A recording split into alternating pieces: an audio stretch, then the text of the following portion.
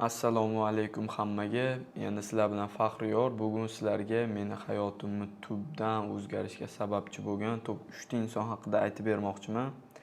Agar bu insonlar bo'lmaganda, men hozir shunaqa professional fonlarda, professional kamerada va premium montajlarda sizlar uchun kontent yetkazib bera olmagan bo'lardim. Shuning uchun shu 3 ta insonlar meni hayotimda juda ham muhim rol o'ynaydi. Men bugun sizlarga bu 3 ta inson haqida gapirib beraman.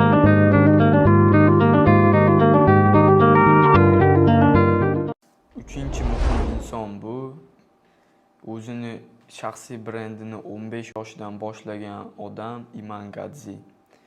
Iman Gadzhi yoshligidan shaxsiy brendini yuritib, yoshligidan o'zini rivojlantirib, kitoblar o'qib, marketing bo'yicha kurslar o'rganib, sotuvni o'rganib, networkingni rivojlantirib, yosh bo'lishiga qaramasdan mijozlar olib, klientlar olib, oyiga $10,000 ko'p 16-17 yoshiga yetganda topadigan bo'lib, o'zini rivojlantirgan inson.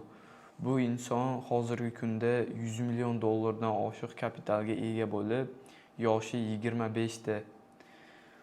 2000-yil tug'ilgan Iman Gadzhi meni hayotimni o'zgarishi sababchi bo'lishi bu sen qanchalik yosh bo'lishingdan qat'iy nazar, agar senda yetarlicha bilim, yetarlicha skill bo'lsa, seni qilayotgan harakatlaring hech qachon zoya ketmaydi.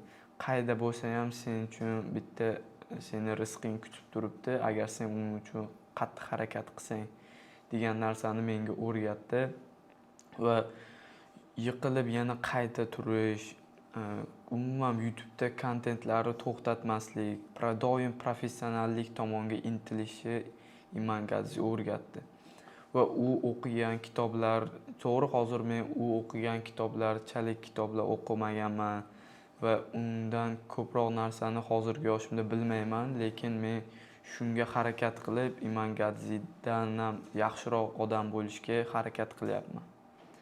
Shuning uchun ham Iman Gadzhi hayotimni o'zgartirgan odamlardan.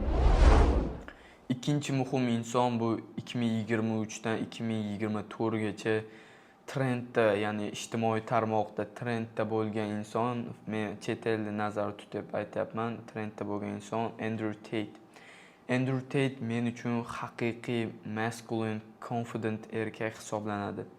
O'ziga ishongan, dadil, hech narsadan qo'rqmaydigan, juda ham olovi kuchli, o'zini boss his qiladigan inson sanaladi meni o'zim uchun. Nimaga Andrew Tate'ni bunaqa inson deb hisoblayapman? Agar menda dangasalik bo'lsa, komfort zonaga kirib qolish bo'lsa, yo bo'lmasa bekorchi vaqtlarimni bekorchi narsalarga sarflaydigan bo'lsam, bu insonning gapini yoki o'zini shunchaki 10 sekundlik gapida ham bu inson ma'no borki, men shu gaplardan motivatsiya olib, o'zimni ishimni yana davom ettirishga undaydi. To'g'ri, ko'pchilik aytadi, motivatsiya bu boshlang'ich narsa xolos, u motivatsiyaga shijoat boshlanadi va tez orada tugaydi deyishadi. To'g'ri, lekin motivatsiya ham qanaqadir sizni odatlaringizni shakllantirishiga sababchi bo'ladi. Va men Iman Gadzhidan olgan bilimlarimni va shu odam motivatsiyasi bilan juda ham yaxshi narsalarga erishyapman. Oxirgi eng qadrli, eng muhim insonlardan biri bo'lgan odam meni oila a'zoyim, bu meni suyanganim akam bo'ladilar. Akam 14 yoshimda Namangan shahriga olib kelishdilar, o'zlarini skilllarini o'rgatishdilar, qanaqa qilib klientlar bilan kommunikatsiya qilishi, ya'ni qanaqa qilib ularga yaxshi narsalar berishi, qiymat berishni o'rgatishdilar. Networking rivojlantirishni o'rgatishdilar. Juda ham oltindan qimmat bo'lgan bilimlarni menga, o'zlari xato qilgan narsalarni menga to'g'risini aytib, meni o'zlaridan ham zo'rroq bo'lishimni istagan odam bu meni akam bo'ladilar.